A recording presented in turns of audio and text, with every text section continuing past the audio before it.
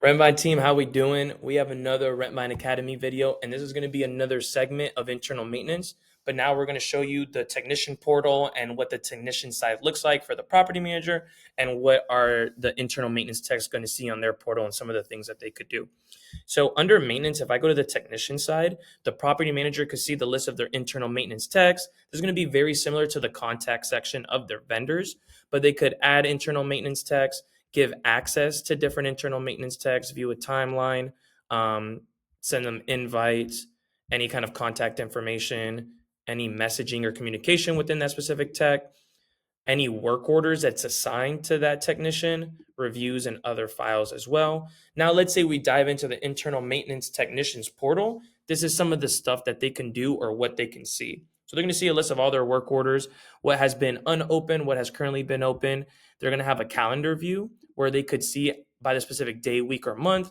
Hey, what have I been assigned to? What have I been scheduled for that specific time and date and that duration, which is always nice.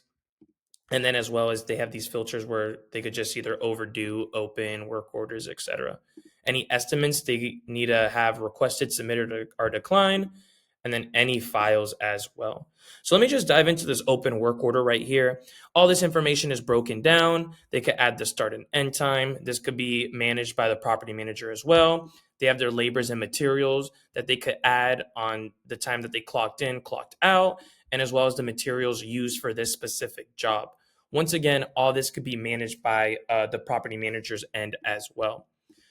So you can see all the invoices, the chat communication, all the information within that work order. And then once they're ready, they can mark it as complete. And then as you can see, it's going to prompt them to submit a completed comment. And it's also going to prompt them to add some of these line items for the labors and materials before submitting it. Then the property manager can review it and then create that invoice.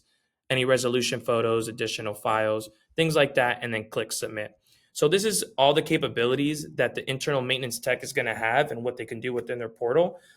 So if you have any questions, please contact Rentvine, support at rentvine.com, and we're always here to help. Thanks, guys.